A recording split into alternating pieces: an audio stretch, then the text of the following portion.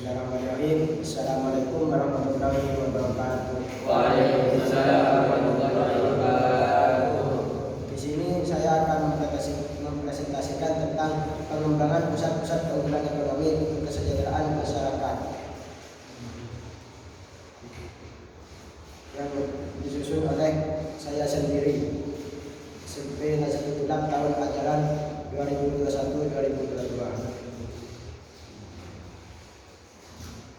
Pengembangan pusat-pusat keunggulan ekonomi untuk kesejahteraan masyarakat. Indonesia mempunyai banyak keunggulan dalam bidang ekonomi. Keunggulan ekonomi yang dimiliki oleh Indonesia dapat menjadi potensi dan peluang bagi kesejahteraan masyarakat Indonesia. Yang pertama, pusat-pusat keunggulan ekonomi. Pengelolaan dari pusat-pusat keunggulan ekonomi yang ada di Indonesia bisa dikelola sendiri dan ada yang dikelola oleh perusahaan atau investor asing.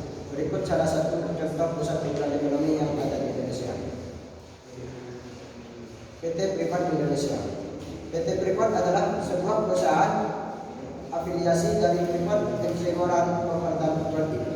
PT Freeport Indonesia menambang, memproses dan melakukan eksplorasi terhadap biji yang mengandung tembaga, emas dan perak. Beroperasi di daerah dataran tinggi di Kabupaten Mimika, Provinsi Papua, Indonesia.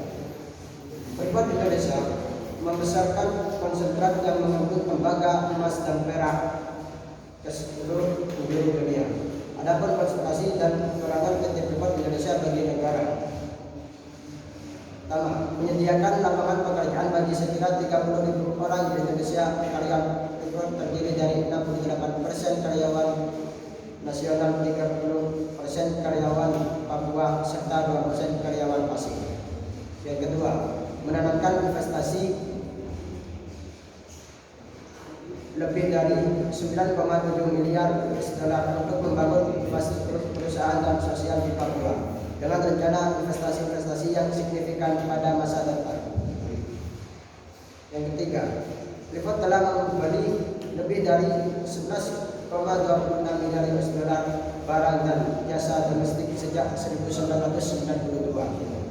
Yang keempat, dalam kurun waktu 4 tahun terakhir, Freeport telah memberikan kontribusi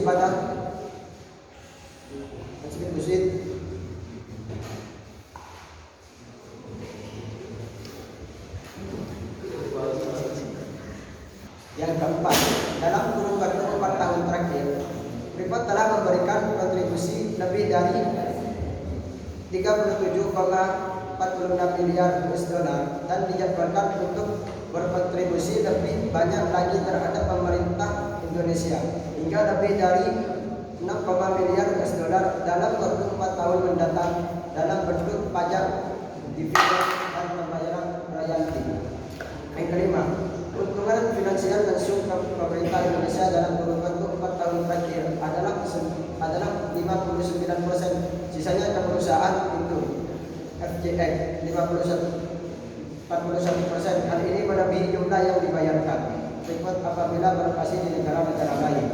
Yang keenam, kajian NPM pada dampak multiplier efek dari operasi Freeport di Papua dan di Indonesia di 2011, 0,8% untuk PDB Indonesia, 45% untuk PDRB Provinsi Papua, dan 95% untuk PDRB Timika. Yang ketujuh, membayar pajak 1,7% dari anggaran nasional Indonesia, membiayai lebih dari 50% dan semua kontribusi program mengembangkan masyarakat melalui sektor tambang di Indonesia. Yang kedelapan, membentuk 0,8% dari semua pendapatan rumah tangga di Indonesia. Yang kesembilan, membentuk 44% dari pemasukan rumah tangga di Provinsi Papua. Yang kesepuluh, terakhir, pengembangan yang dilakukan oleh Freeport dikelola sesuai dengan analisis mengenai dampak lingkungan AMDAL yang telah disetujui oleh pemerintah. Freeport telah mengevaluasi potensi dampak operasi tambang melalui pengukuran mutu air, geologi, hidrologi, sedimen, mutu udara, dan meteorologi secara terus-menerus. Baik, sejauh ini apakah ada pertanyaan dari teman-teman?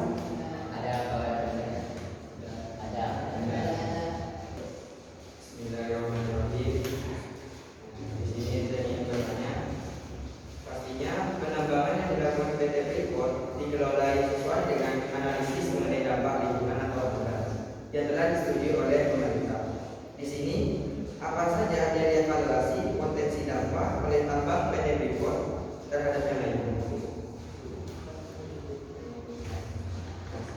Ya. Bismillahirrahmanirrahim. Assalamualaikum warahmatullahi wabarakatuh. Waalaikumsalam warahmatullahi wabarakatuh. Di sini saya akan bertanya, berapa persen pembayaran pajak dari anggaran nasional Indonesia? Sekian pertanyaan dari saya. Assalamualaikum warahmatullahi wabarakatuh. Waalaikumsalam warahmatullahi wabarakatuh. 3. Baik, saya akan menjawab pertanyaan dari saudara kami. Penambangan yang dilakukan oleh Freeport dikelola sesuai dengan analisis mengenai dampak lingkungan AMDAL yang telah disetujui oleh pemerintah.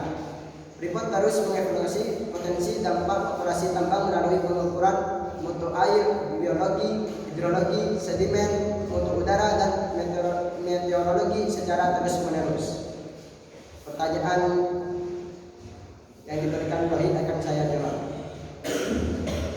Membayar pajak 1,7% dari anggaran nasional Indonesia, membiayai lebih dari 50% dari semua kontribusi program mengembangkan masyarakat melalui sektor tambang di Indonesia. Baik, cukup sekian presentasi dari saya. Wassalamualaikum warahmatullahi wabarakatuh. Waalaikumsalam warahmatullahi wabarakatuh.